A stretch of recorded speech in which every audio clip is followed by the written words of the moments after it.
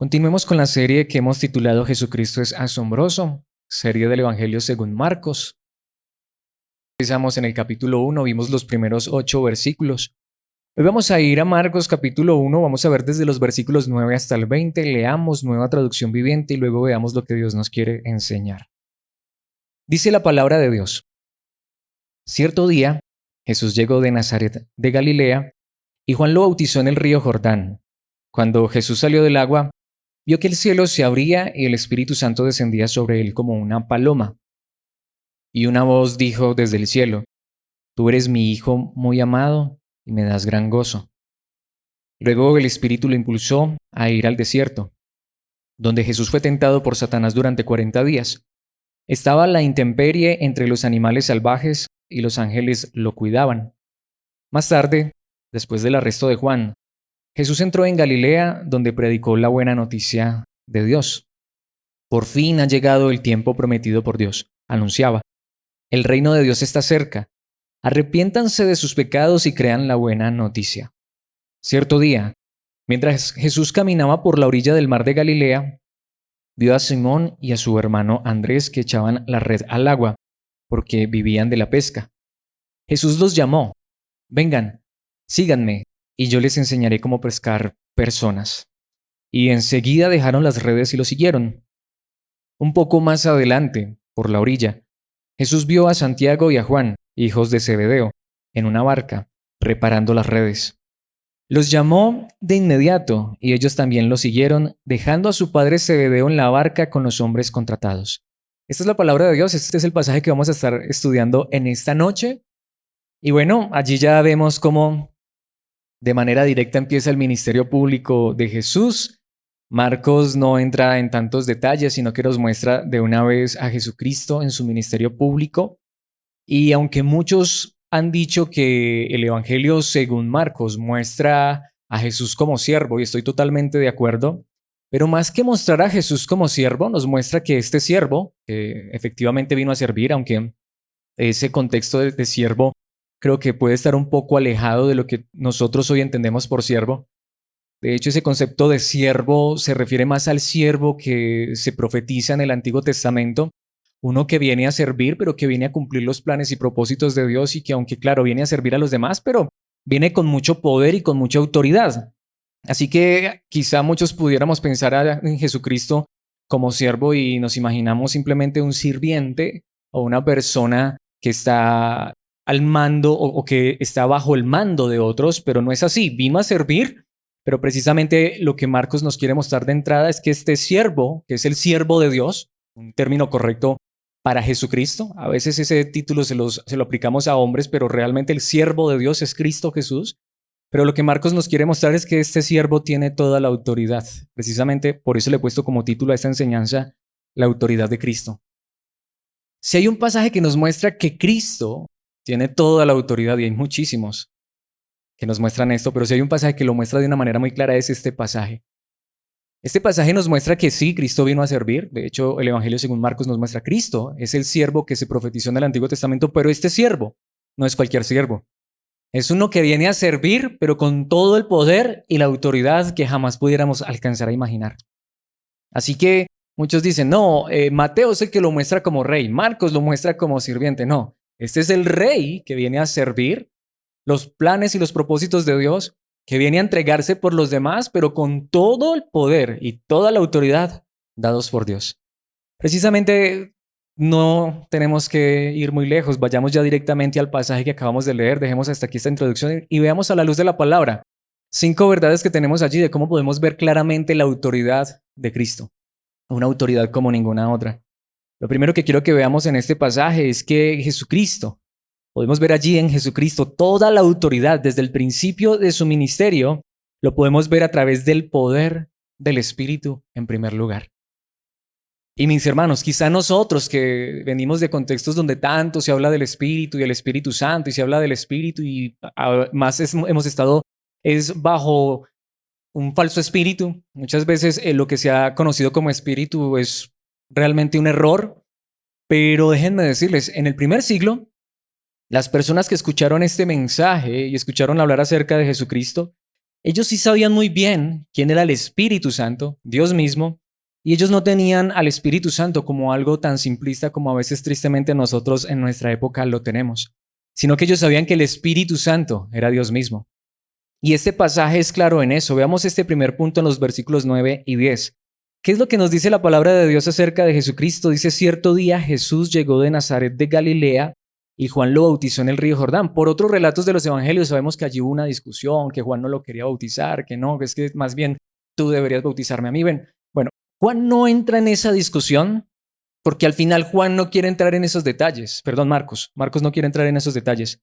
Marcos lo que quiere hacer es mostrarnos la autoridad de Cristo, así que lo que nos dice simplemente al final, Juan el Bautista bautizó a Jesús en el río Jordán, pero Marcos nos quiere mostrar es el poder y la autoridad de Cristo, el poder que el Espíritu Santo le confirió a Cristo Jesús.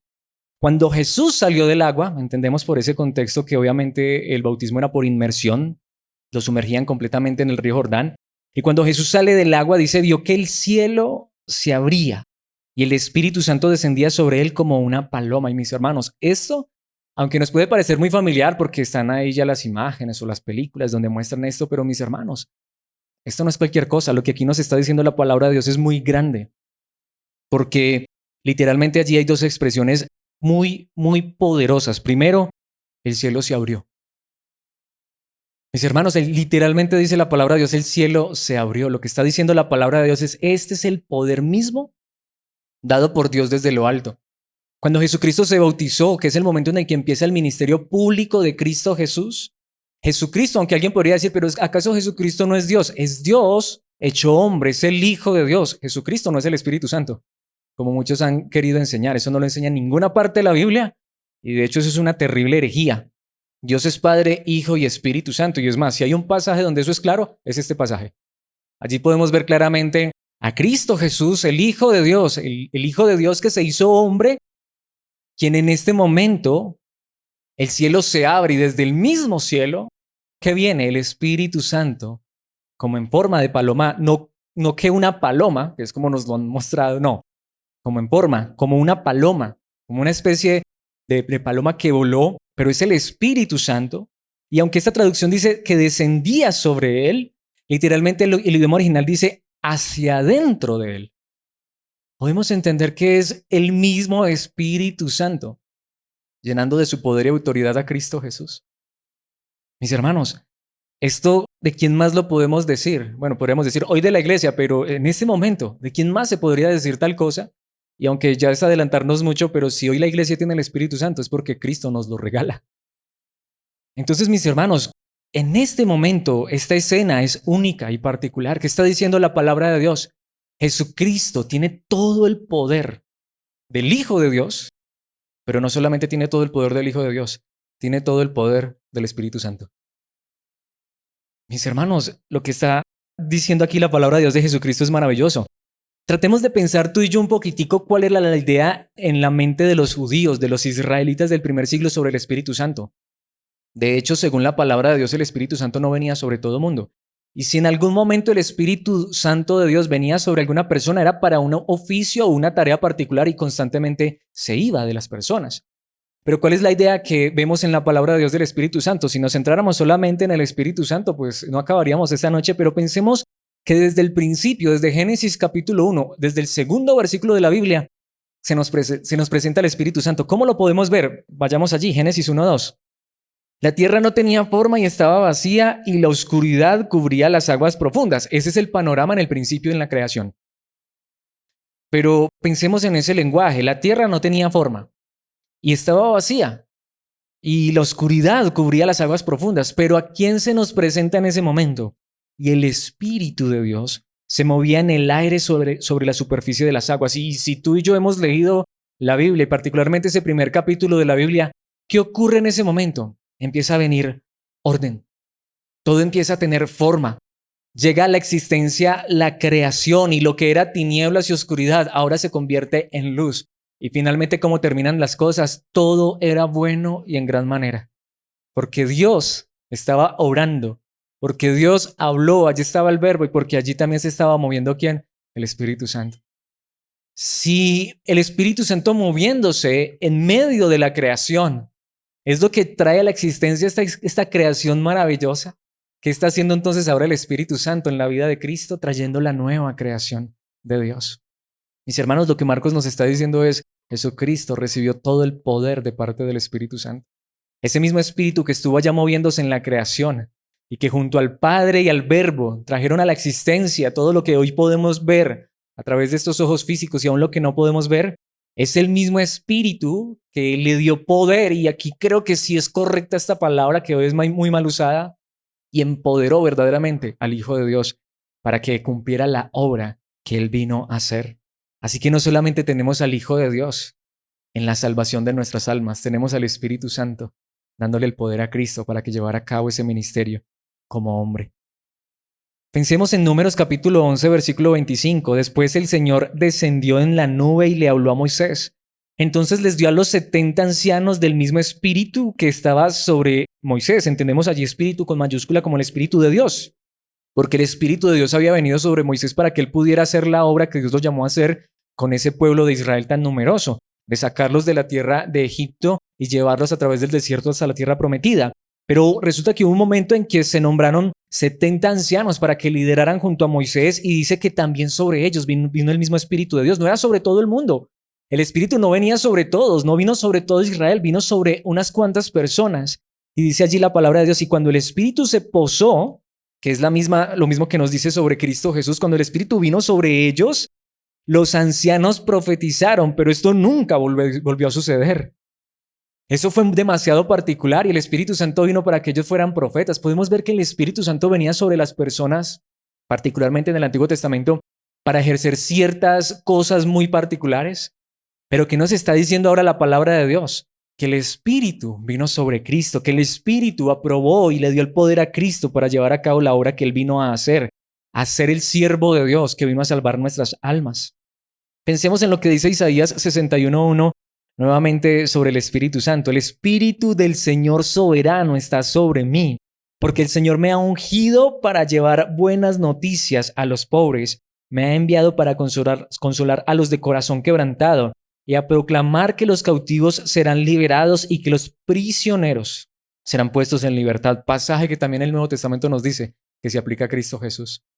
Entonces, todo esto ya se había profetizado. Por eso, que los cielos se abran y el Espíritu descienda sobre Cristo no es sencillamente una nota al pie de página. Algo que quisieron ahí escribir los autores del Nuevo Testamento.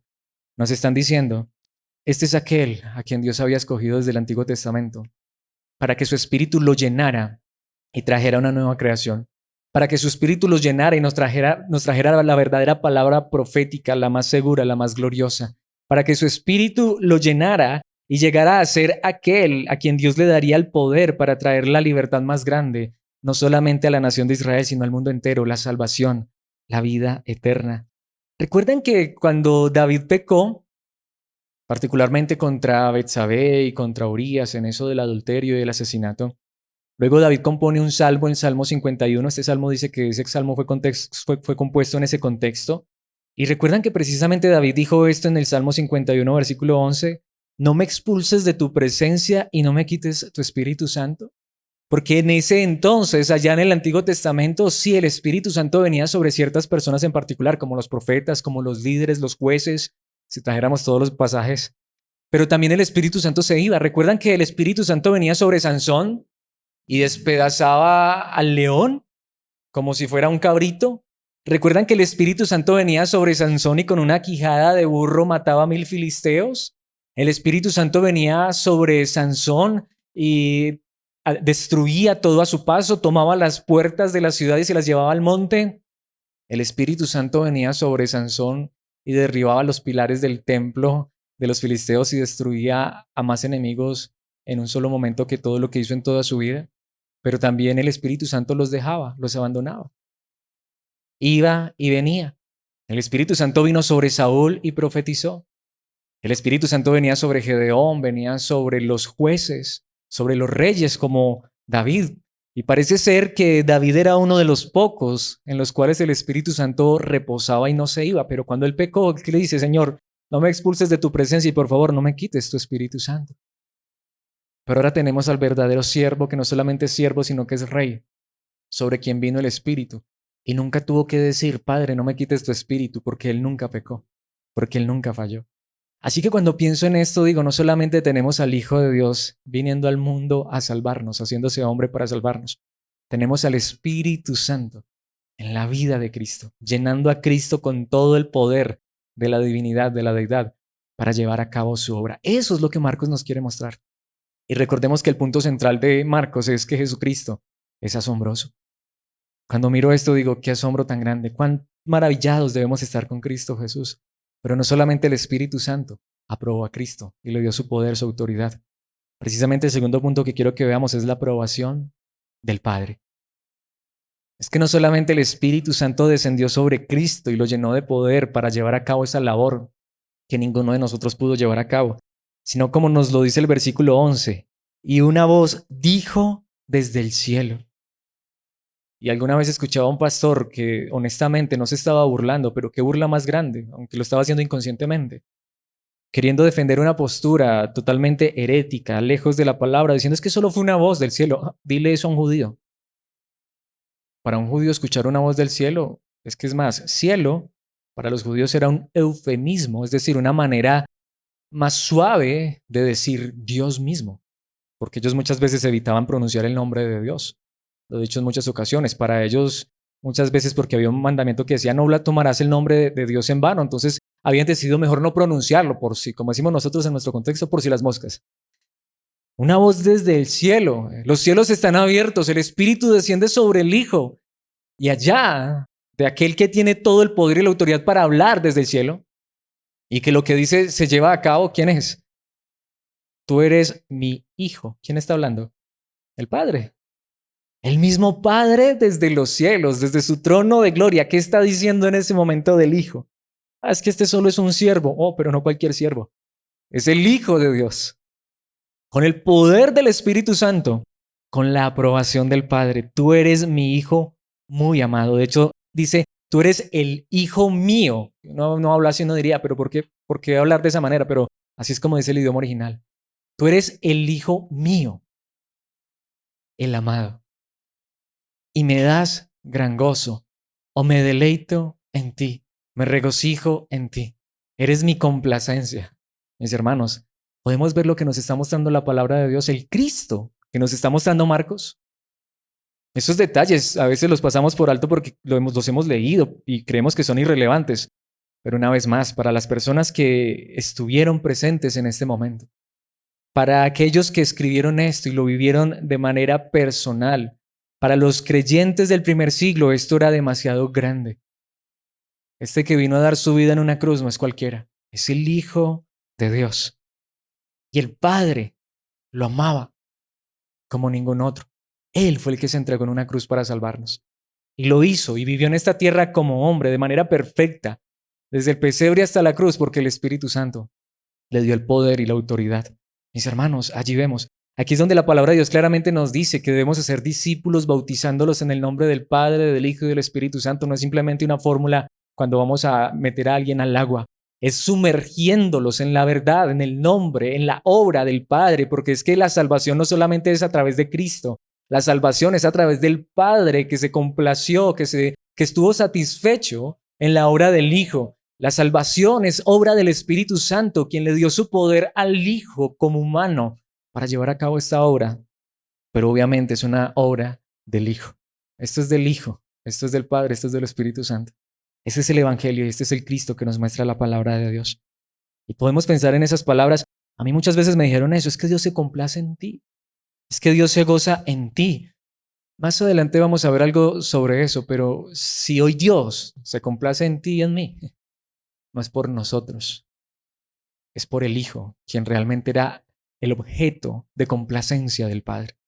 Y fue a Él, al que amó eternamente en la gloria, desde la eternidad y hasta la eternidad, a quien envió a este mundo como hombre a morir en nuestro lugar. Este es el Cristo que nos quiere mostrar Marcos. Espero que lo hayamos visto de esa manera y nos asombremos, nos maravillemos. Precisamente Isaías lo dice de esta manera en el capítulo 42, versículo 1. Miren a mi siervo. Nuevamente, en este contexto, el siervo no era cualquiera. De hecho, si tú le preguntas a un judío quiénes piensan ellos que es el siervo de Isaías, ¿saben quiénes dicen ellos? es el ejército de Israel.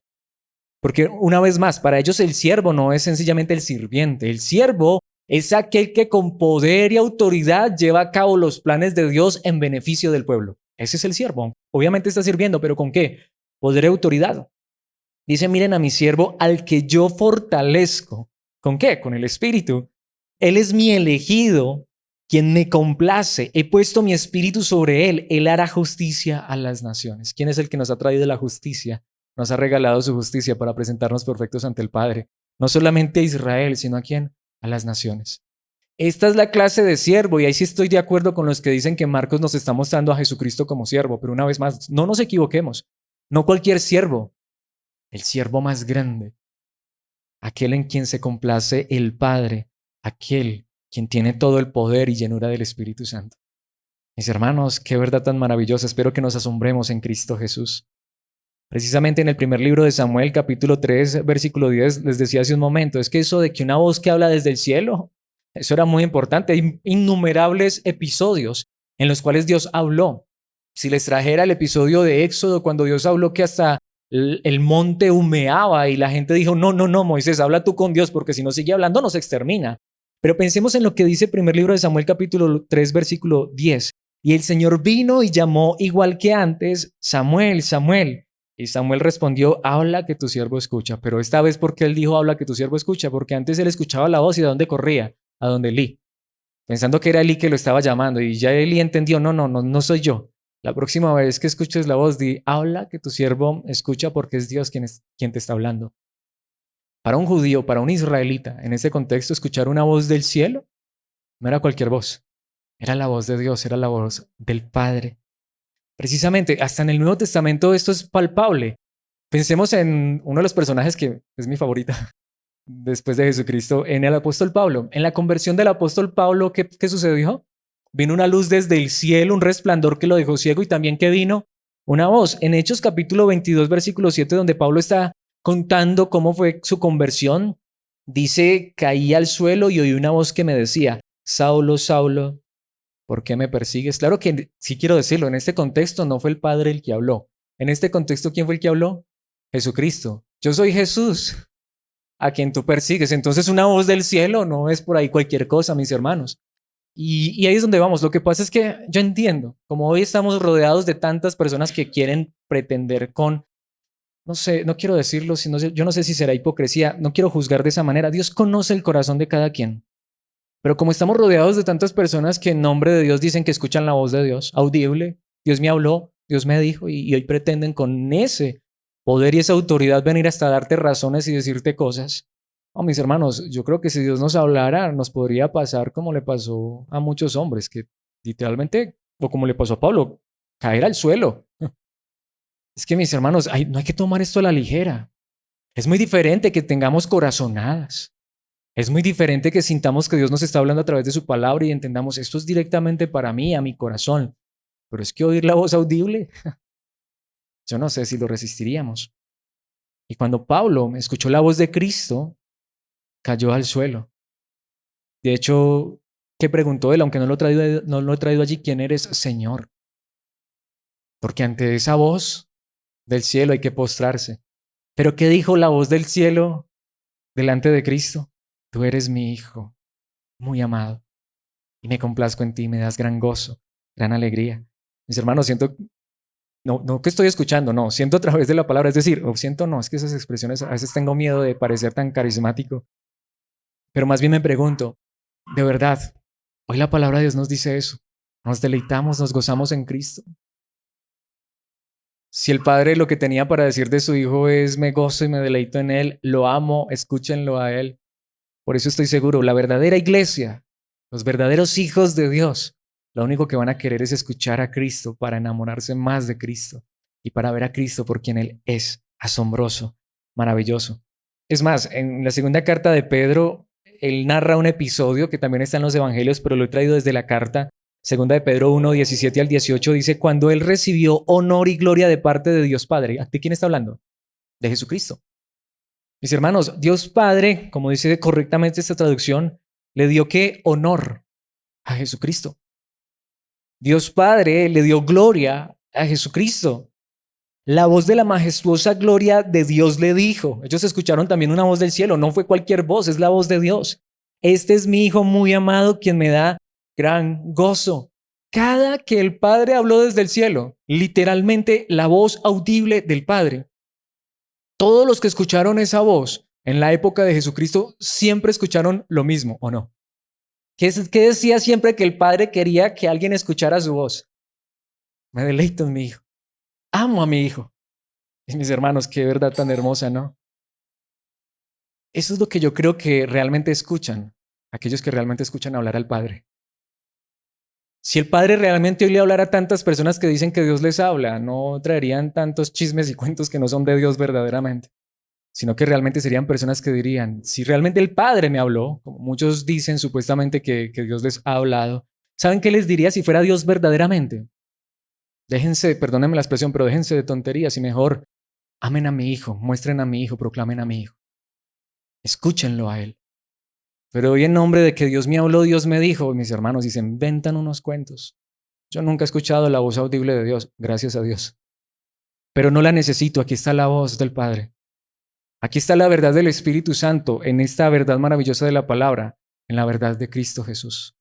Y cada que vamos a Cristo y a su palabra y su verdad y nos maravillamos de Él y nos enamoramos de Él y lo proclamamos con fidelidad, ahí está el Padre hablando. Ahí está el poder del Espíritu, ahí está la verdad del Hijo de Jesucristo. Versículo 17, 18. Nosotros mismos oímos aquella voz del cielo cuando estuvimos con Él en el Monte Santo. Ellos sí escucharon la voz de Dios. Ellos sí escucharon la voz del Padre, pero el Padre siempre señaló a Cristo. Pero podemos ver desde el principio del ministerio público, el Padre está diciendo, yo estoy con mi Hijo, aprobando esa obra. Ese siervo que tienen allí en la tierra es mi Hijo, amado, perfecto, mi Hijo en el cual me complazco. Y esto debería ser suficiente para maravillarnos y gloriarnos en Cristo Jesús y saber a quién servimos y para quién vivimos y en quién hemos creído. Diría, ¿qué más hay que decir? Pues demasiado. Pero ya digamos que bajemos de rango. Ahora vayamos en tercer lugar, el servicio de los ángeles.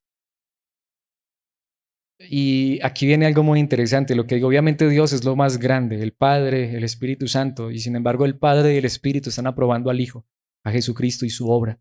Pero también nos muestra este pasaje a los ángeles, versículos 12 y 13. Curiosamente, no entra mucho en detalles de la prueba en el desierto, solo lo menciona porque nos va a llevar al punto central, la autoridad de Cristo. Luego el Espíritu lo impulsó a ir al desierto, no nos da muchos detalles, sencillamente dice, esto tampoco fue algo que Cristo se propuso. El mismo Espíritu, quien le dio el poder, lo lleva a una misión. Y el desierto aquí en este contexto no solamente es literal, sino que tiene un contexto muy particular, versículo 13, donde Jesús fue tentado por Satanás durante 40 días. Yo no sé quién quiere esto. Por eso aquí no se mete tanto en lo del ayuno, que es lo que muchos han tergiversado. Hasta hay gente que pretende que ayunar como Jesús ayunó. Nadie, aunque realmente hubiese una persona que muriera de inanición por no comer durante 40 días y 40 noches, literalmente jamás nadie va a poder hacer lo que Cristo hizo. Porque es que no solamente fue que Jesucristo ayunó, es que Él fue al desierto en el campo del enemigo, que es como se puede entender en este contexto, y 40 días no necesariamente tienen que ser 40 días literales, sino que en el pensamiento judío 40 días eso es una prueba perfecta. Como dice la palabra de Dios correctamente, Él fue tentado ¿qué? En todo. Jesús allá en esos 40 días y esas 40 noches no solamente aguantó hambre o pasó hambre, como lo que a veces hacemos los que hemos ayunado durante tanto tiempo. Él no estaba ya ganando una gastritis como la que nos hemos ganado tú y yo con los famosos ayunos. Él estaba realmente era pasando la prueba más grande de todas y estaba peleando. Él no estaba aguantando hambre, estaba ahora peleando con el mismo diablo. Mis hermanos, ahí es donde podemos ver, por algo necesitaba el poder del Espíritu Santo. Es que no es el Hijo de Dios, pero no ven, mis hermanos, que se hizo hombre y se despojó de sus privilegios divinos y adoptó la humilde posición de un esclavo. Pero en esa condición de hombre tenía el poder del Espíritu y la aprobación del Padre. Aparte de eso, dice, estaba a la intemperie entre los animales salvajes. Es que había animales fieras y todo por allá, mis hermanos, no fue cualquier cosa. Por eso, como lo veíamos en estos días en la palabra, mis hermanos, Cristo realmente sabe lo que es sufrir. Cristo realmente sabe lo que es pasar penurias en esta tierra. Y Él no lo merecía, es el Hijo de Dios, pero lo hizo por ti y por mí, porque ¿quién hubiese sido capaz de pasar esta prueba? Si Adán y Eva no la pudieron pasar en un jardín lleno de frutos, y había también animales salvajes, pero lo podían acariciar al león, no les hacía nada. Tanto que el animal que vino a hablarles, precisamente vino fue a eso, a hablarles, a conquistarlos. Pero no les podía hacer nada. Y Adán y Eva en ese huerto, en ese jardín donde no les hacía falta nada, donde tenían frutos los que quisieran, solo no podían comer de uno y de ese comieron. ¿Qué nos hace pensar que tú y yo podríamos llegar a pasar esta prueba? Él sí fue tentado, probado en todo, de la manera en que no nos alcanzamos a imaginar. Pero como dice la palabra, pero sin pecado. Bendita gracia. El Hijo de Dios vino a hacer lo que tú y yo no podríamos jamás hacer. Nunca. Por eso la salvación es por gracia y es segura en Cristo, porque Él sí hizo, mis hermanos, lo más grande. Y Él lo hizo de manera perfecta. Estaba a la intemperie entre los animales salvajes y allí está. Y los ángeles, aunque esa traducción dice lo cuidaban, y los ángeles lo servían, literalmente dice el idioma original. Tiene tanto poder y autoridad que aunque es el Hijo de Dios que se despojó de su trono de gloria y sus privilegios divinos y se hizo hombre, pero allí vemos el Espíritu dándole el poder, el Padre complaciéndose en él y los ángeles, los seres celestiales divinos, mis hermanos, sirviendo a Cristo Jesús. Entonces, nuevamente, sí, Marcos nos está mostrando al siervo de Dios. Oh, pero qué clase de siervo, el más poderoso de todos. El más poderoso de todos. Precisamente un salmo muy famoso, muy conocido, Salmo 34:7. Pues el ángel del Señor es un guardián, rodea y defiende a todos los que le temen. Nos lo sabemos en Reina Valera. El ángel de Jehová acampa alrededor de los que lo temen y los defiende. Y nuevamente, sí, ¿será que tú y yo realmente somos los que tememos a Dios? O más bien esto nos está hablando de aquel que vino y cumplió la obra del Padre. Claro, yo creo que el ángel del Señor nos cuida, pero una vez más, no por ti y por mí, sino por aquel a quienes los mismos ángeles le obedecen.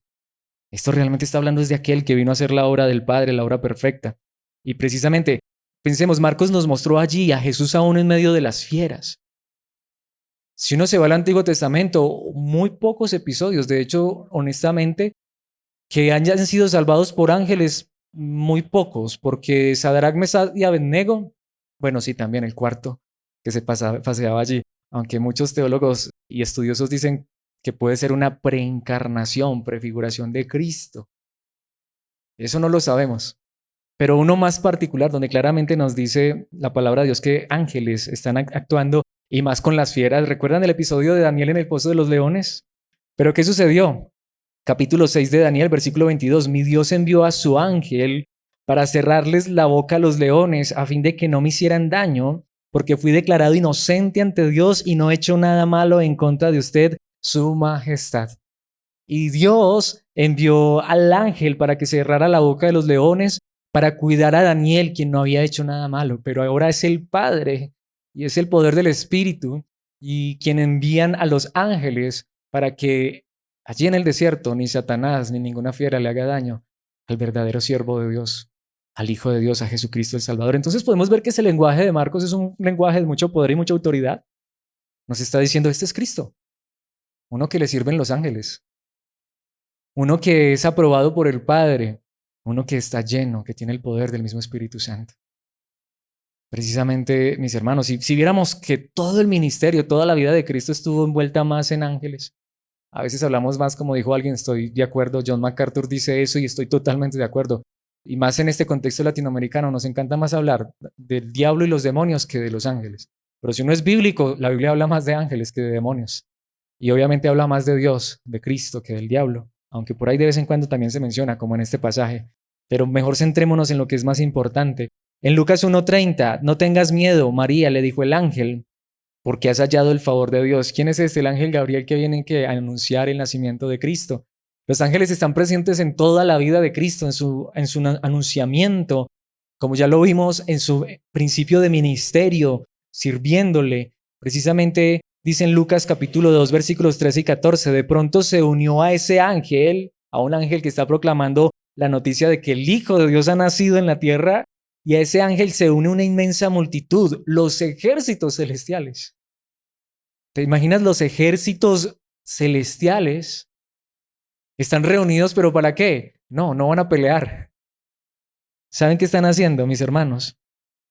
Que alababan a Dios y decían, Gloria a Dios en el cielo más alto y paz en la tierra para aquellos en quienes Dios se complace. ¿En qué momento fue esto? En el momento en el que nació el Hijo de Dios. Allá en Jerusalén, en Belén, para ser más particulares. Belén de Judea, mejor, cuando nació Cristo Jesús. Y por esta fecha lo celebramos. Si nació o no nació el 25, pues eso es lo irrelevante. Pero quiera Dios que nosotros, más que celebrar el nacimiento de Cristo, ahora el 25 lo celebremos todos los días y podamos unirnos a esos ángeles que glorificaron a Dios y cantaron cuando el Hijo de Dios nació. Entonces los ángeles estuvieron siempre en el ministerio público de Cristo Jesús en su vida. Mateo capítulo 28, versículo 5. Entonces el ángel les habló a las mujeres. No teman, dijo. Sé que buscan a Jesús, el que fue crucificado. ¿No está aquí? ¿Qué? Ha resucitado. Entonces ángeles servían a Cristo Jesús. Lo sirvieron desde su anunciamiento hasta su muerte. Y si seguimos, cuando Jesucristo ascendió al cielo, ¿qué sucedió? Estaban allá en Galilea, los discípulos mirando a Jesús y dos varones con vestiduras blancas se pusieron al lado de ellos y les dijeron: varones galileos, ¿por qué miran al cielo? Este Jesús al que están viendo ascender en las nubes, así mismo lo verán regresar. Mis hermanos, qué verdad tan hermosa. Este es el Cristo en el que hemos creído, el que adoramos, el que exaltamos. Este es el Cristo en el cual debemos maravillarnos y gloriarnos. Pero aquí es donde viene algo muy interesante, y de ahí demostrarnos que el Padre está probando a Cristo, de que el Espíritu lo está llenando de su poder y los ángeles sirven a Cristo para que veamos su poder y majestad. Pensemos en que luego Marcos pasa a lo que tú y yo necesitamos entonces creer, y es el centro de su mensaje. Y el centro del mensaje de Cristo, el verdadero mensaje del Evangelio, mis hermanos, es tan poderoso, tiene tanto poder, tanta autoridad. Veamos esto en los versículos 14 y 15. ¿Qué nos sigue diciendo la palabra de Dios? Versículo 14. Más tarde, después del arresto de Juan, nuevamente sí, ahí pudieron haber pasado días, meses, años. No, bueno, años no. Al menos sí unos cuantos días, quizás semanas o meses. Más tarde, después del arresto de Juan, una vez más, Marcos no entra tanto en este momento en los detalles de lo que pasó con Juan, porque él quiere mostrar es la grandeza y gloria de Jesús, y en este caso particular la grandeza y gloria del mensaje de Cristo. Jesús entró en Galilea, donde predicó ¿qué? La buena noticia de Dios, o el evangelio de Dios. Mis hermanos, ¿es el evangelio de quién? De Dios. ¿Es la buena noticia de quién? De Dios. Dios no tiene una noticia más buena, más grande que darle a la raza humana que la que predicó Cristo. ¿Y dónde está ese mensaje tan claro? Allí en el versículo 15. Por fin ha llegado el tiempo prometido por Dios, anunciaba. Nuevamente, intentemos por un momento de trasladar nuestra mente de este siglo XXI. Estamos bien lejos de la realidad. Tratemos por un momento de irnos al primer siglo y estamos escuchando a aquel que está lleno del Espíritu, que está aprobado por el Padre y que ángeles le sirven. Y está diciendo: el tiempo prometido por Dios ha llegado. Todo lo que Dios anunció desde Génesis hasta Malaquías por medio de las Escrituras se ha cumplido. Mis hermanos, esto no era cualquier mensaje. Esto no era, perdónenme, pero no era por ahí cualquier tontería que se inventó alguien, que es que Dios me habló, que es que Dios me dijo. Mis hermanos, todo lo que Dios había prometido venía a cumplirse en Cristo Jesús. ¿Y saben qué dice? El reino de Dios está cerca, no cualquier reino. Tanto que muchos han querido distinguir entre el reino de los cielos y el reino de Dios. Es el mismo, exactamente el mismo. No son diferentes. Imagínense que ahora hay alguien en escena que está diciendo todo lo que Dios había prometido en el Antiguo Testamento, ahora se va a cumplir. El reino, Dios mismo, es el que ahora entra a reinar a su tierra, a su planeta Tierra, a los que Él ha escogido. Mis hermanos, ¿era un mensaje poderoso o no? Era un mensaje de poder, de grandeza y de autoridad. Pero el asunto es que una vez más volvemos a lo que ellos pensaban y vemos cómo la palabra de Dios lo contrarresta. Imagínate que tú eres de Israel y tú sabes las promesas de Dios. Un día se va a levantar uno. De hecho, la primera promesa se cree, si no nos falla la cronología y es exacta. Hablando desde esta época, hace 6,000 años fue más o menos la primera promesa de Dios que se la dio a Eva. Un día un descendiente tuyo le va a aplastar la cabeza al diablo. Partamos de allí. Un día un descendiente de David se va a sentar en el trono para siempre. Y tristemente estas personas siempre pensaron que era humano, que era terrenal, pero no dándose cuenta que ese diablo del principio, más que humano y terrenal, era realmente el espíritu de maldad que opera en el corazón de las personas. Y dice, el reino de Dios está cerca. ¿Qué reino se imaginaban ellos? Pues un reino terrenal, un reino físico. Pero aquí viene la parte complementaria y la más importante. Arrepiéntanse de sus pecados y crean la buena noticia. ¿Qué es el reino de Dios entonces realmente? ¿Qué fue lo que Dios prometió desde Génesis hasta Malaquías y que se cumple en el Nuevo Testamento en Cristo Jesús? No es como dicen muchos que todavía siguen quitándose los zapatos y las medias y pisando donde quieren pisar, que porque es que todo lo que pise la planta de sus pies será de ustedes. Mis hermanos, qué triste seguir pensando en un pedazo de tierra. Él vino fue a librar la verdadera batalla y a traer el verdadero reino. El verdadero reino de Dios no está en un trono en esta tierra. El verdadero reino de Dios está en el trono de nuestro corazón. ¿Quién está en nuestro corazón? ¿Qué es más fácil, mis hermanos? ¿Qué es más fácil, gobernar una nación desde la política o gobernar el corazón de las personas? ¿Quién es el único que puede transformar y cambiar vidas? No es un gobierno que no sea tan corrupto. Sí, pueden traer mejor economía, pero mis hermanos, mientras el pecado y la maldad sigan estando dentro del corazón, aunque esto se arregle económicamente, mis hermanos, seguirá siendo un caos. Porque el problema nuestro no es social, el problema nuestro no es horizontal, el problema nuestro es vertical y es con Dios. Y aunque tuviéramos la sociedad más prestante del mundo entero, aunque tuviéramos la nación más rica hablando en términos monetarios, aunque tuviéramos el mejor presidente de todo el mundo y las cosas marcharan bien económica, físicamente, tenemos un problema con Dios. Y es que hay un reino verdadero, un reino eterno. Y si no pertenecemos a ese reino, mis hermanos, estamos perdidos. Pero Cristo vino a traer el verdadero reino. Y a este reino se entra es reconociendo que soy un pecador, que esa es mi más grande necesidad, que necesito arrepentirme de mis pecados y creer la buena noticia, que la buena noticia, el evangelio de Dios, es quién, es Cristo, nuestro Salvador. ¿Podemos ver realmente lo que la palabra de Dios nos está enseñando? Por eso fue que al final este rey no les gustó y los mismos que hasta en un momento quisieron proclamarlo rey, cuando se dieron cuenta que no era con pan y pescado que los iba a conquistar y con un trono de oro en la tierra, ¿qué hicieron? Fueron los mismos que después gritaron, crucifíquenlo. Eso es lo que va a pasar cuando Cristo no está sentado en el trono de nuestros corazones. Lo vamos a buscar por lo que sea, pero luego lo vamos a volver a crucificar cuando no nos da lo que queremos. Pero Él vino fue a traer un reino verdadero, el reino de Dios, un reino eterno, un reino en el corazón. Es más, si habláramos del reino, es que todas estas verdades son tan profundas. Eso es lo que Marcos también nos va a empezar a mostrar de manera muy detallada en el resto del libro. Pero Él quiere que nos asombremos de Cristo y veamos su poder y autoridad. Cuando estuvo frente al hombre que humanamente tenía poder para matarlo o para soltarlo, Poncio Pilato, ¿qué le dijo Jesús a Pilato cuando le contestó, cuando Pilato le preguntó si él era rey? En Juan 18:36 Jesús contestó, mi reino no es un reino terrenal. Si lo fuera, mis seguidores lucharían para impedir que yo sea entregado a los líderes judíos, pero mi reino no es de este mundo. Y recuerdan que en ese mismo contexto es donde Jesús dice, esperen, es que si yo quisiera, le diría, no ustedes, le dijo a los discípulos, ¿se acuerdan cuando Pedro sacó la espada? Pedro, guarda eso. Yo hasta me imagino en ese momento hasta Jesús riéndose, no lo sé. Lo iban a crucificar, pero este viene ahí con un cuchillito a cortarle una oreja a Malco. Es que yo podría decir es que los ángeles, esos que me han servido siempre, ellos serían los que pelearían por mí. Ustedes se imaginan, mis hermanos, unas cuantas legiones de ángeles viniendo aquí a hacer una peleita. Eso era lo que Jesucristo decía, pero es que como yo no vengo a conquistar un reino terrenal, ¿ustedes creen que si él hubiera venido a conquistar un reino terrenal realmente hubiera llamado a Pedro, a Juan, a Jacobo? No, mis hermanos, y no sé, bueno, de pronto sí, quizá ustedes, pero a mí sería el último que me hubiera llamado. Mis hermanos, él vino fue a conquistar un reino eterno, un reino que no es de este mundo, que no es de esta tierra. Si lo fuera, mis seguidores lucharían para impedir que yo sea entregado a los líderes judíos, pero mi reino no es de este mundo. Jesucristo siempre recalcó eso, mi reino no es de este mundo, es un reino espiritual, es un reino que también es real, obviamente, lo espiritual es tanto más real que lo físico.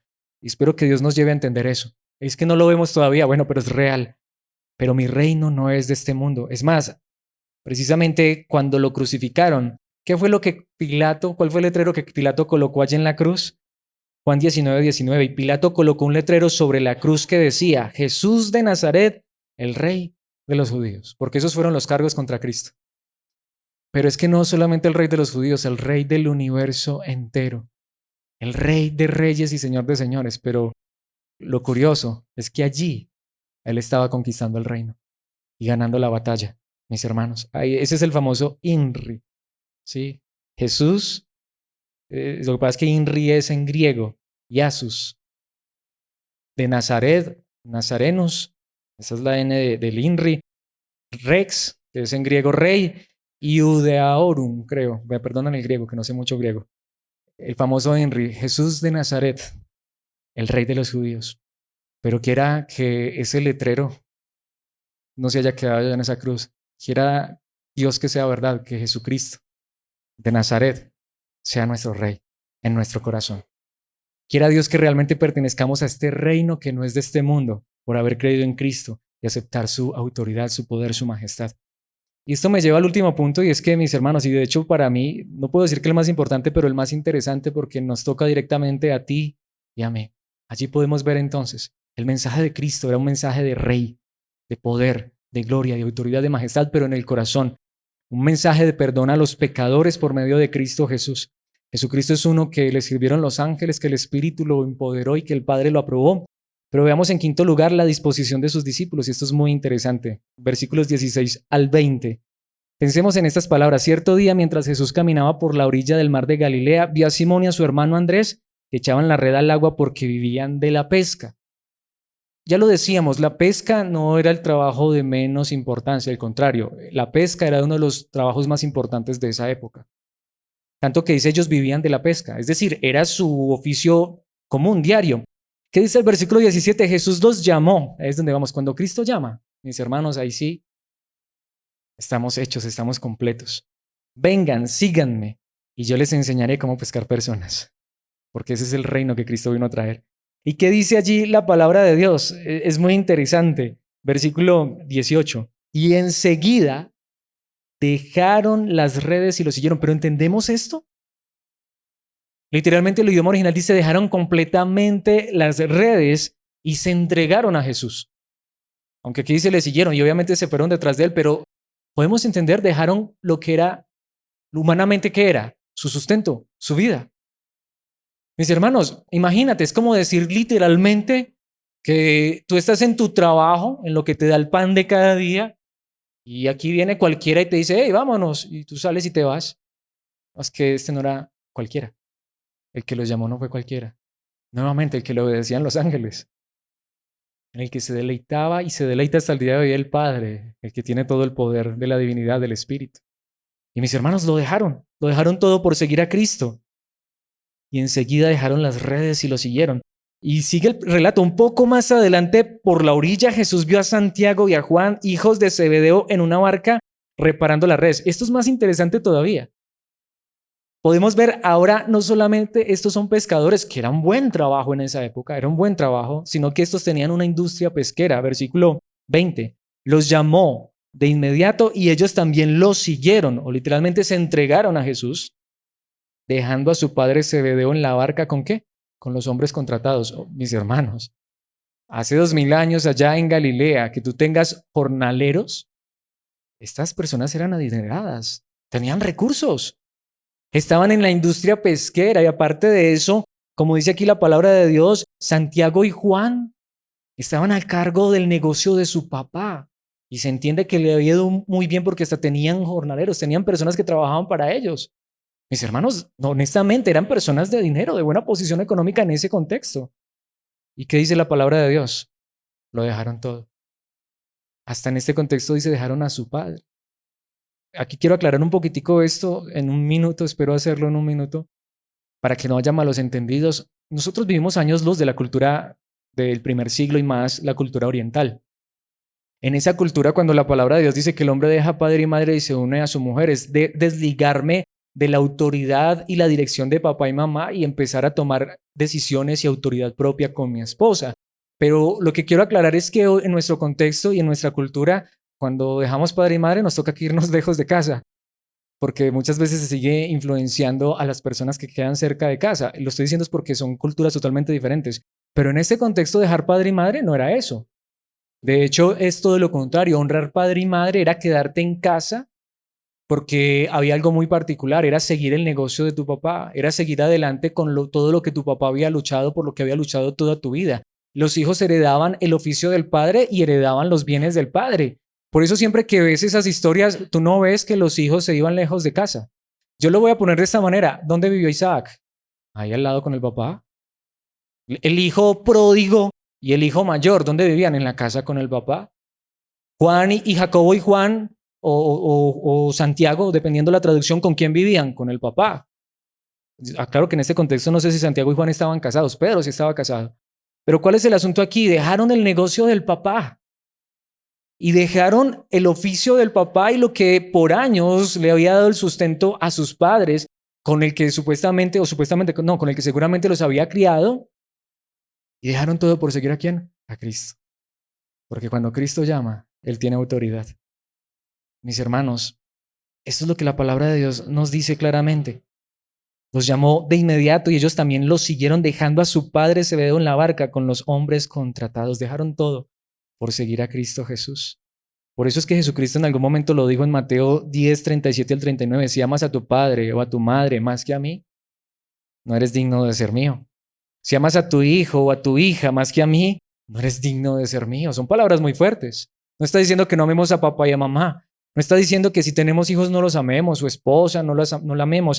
Pero si amamos más a algo o a alguien más, no somos dignos de Cristo Jesús. Y dice el versículo 38, si te niegas a tomar tu cruz y seguirme, literalmente es, si no estás dispuesto a dar tu vida por mí, no eres digno de ser mío. Precisamente, versículo 39, si te aferras a tu vida la perderás, pero si entregas tu vida por mí, la salvarás.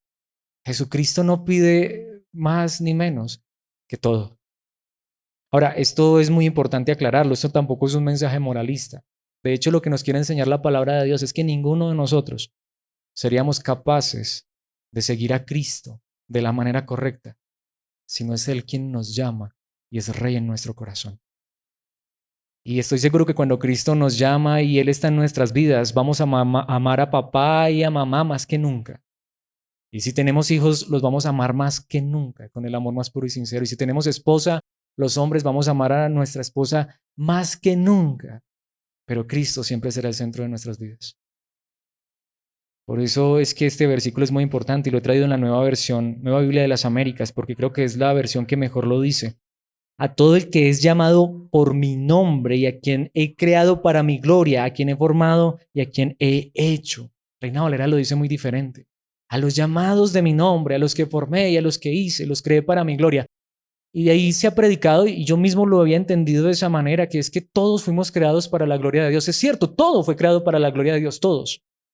Pero el contexto de este pasaje es que hay digamos, un grupo particular de personas que, como dice aquí, que son llamados por el nombre de Dios. ¿Y quién es el nombre? ¿A quién es que se le ha dado todo nombre en el cielo y en la tierra? Aquellos que son llamados por Cristo Jesús. Aquellos que son creados para la gloria de Dios en su nombre, en Cristo. Tanto que dice creados, formados, hechos. No es lo mismo en el hebreo. Todos somos creación de Dios, pero no todos somos formados y hechos por Dios. Pero hay uno que nos ha formado. Hay uno que nos ha hecho de nuevo en Cristo Jesús. Y finalmente esos son los que pueden darle gloria a Dios verdaderamente. Porque aunque el mundo entero debe y tiene la obligación de darle gloria a Dios, no todos dan gloria a Dios. Pero ¿quiénes son los que pueden dar gloria al Padre, sino aquellos que están en el Hijo? Mis hermanos, y ese es el asunto. Precisamente quiero terminar de esta manera, porque quisiera hacerlo de manera retrospectiva. Al final, la pregunta que quiero que nos hagamos es esta. Cristo nos ha llamado a su reino. Vemos a Cristo por quien Él es. El apóstol Pablo lo dijo de esta manera en 2 Timoteo 1:9. Pues Dios nos salvó y nos llamó para vivir una vida santa, aunque es más correcto como lo dice el idioma original, Reina Valera lo dice bien. Nos llamó con llamamiento santo. Nos ha llamado Dios, no lo hizo porque lo mereciéramos, no está en nosotros, no es nuestra capacidad, sino porque ese era su plan desde antes del comienzo del tiempo, para mostrarnos su gracia por medio de Cristo Jesús. Simple, cuando es Dios el que llama a una persona, cuando es Cristo, el verdadero Cristo, el que está vivo, el que vino a esta tierra, el Hijo de Dios que murió pero resucitó, cuando Cristo nos llama, mis hermanos, nadie se puede resistir a su llamado. Y nuevamente, aunque vamos a amar a nuestros padres y a las personas a nuestro alrededor, pero Cristo se va a convertir en lo más grande y más importante en nuestro corazón. Y precisamente, entonces, ¿qué dice Apocalipsis 3:21?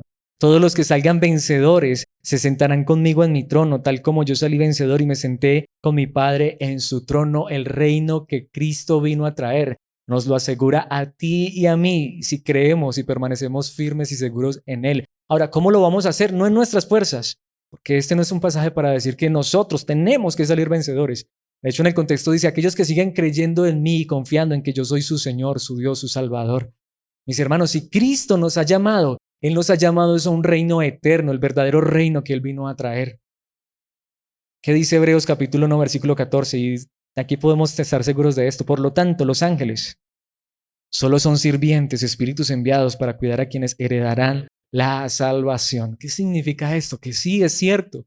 De aquí muchos han creído la doctrina del ángel de la guarda, pero no es lo que dice aquí la palabra de Dios. No son ángeles que vienen allá a impedir que el tráfico no vaya a atropellar a un hijo de Dios, porque hasta nos puede atropellar un carro y chao. Precisamente a quienes heredarán que la salvación, de algo podemos estar seguros. Y yo no puedo explicar este pasaje a su profundidad, pero de algo podemos estar seguros. Los ángeles hasta el día de hoy obedecen a Cristo y muchos ángeles en muchas ocasiones están siendo enviados por Cristo mismo para cuidar a quienes heredarán la salvación. No dice aquí para cuidarles el negocio, no dice aquí para cuidarles la salud, es para cuidar, para preservar de una u otra manera, no lo sé cómo, pero la palabra de Dios lo enseña, a aquellos que lo que tienen seguro no es un terrario, un pedazo de tierra en este lugar, lo que tienen seguro en las manos de Cristo es su eternidad, su salvación. Mis hermanos, no solamente Cristo fue lleno del Espíritu, Él nos da su Espíritu. Juan 14:16, y yo le pediré al Padre y Él les dará otro abogado defensor. Está hablando del Espíritu, quien estará con ustedes, ¿qué? Para siempre. Hoy no tenemos necesidad de decir lo que dijo David en el Salmo 51. No me quites de tu presencia ni quites de mí tu Santo Espíritu. Te lo aseguro, si estás en Cristo, Dios no va a hacer eso nunca.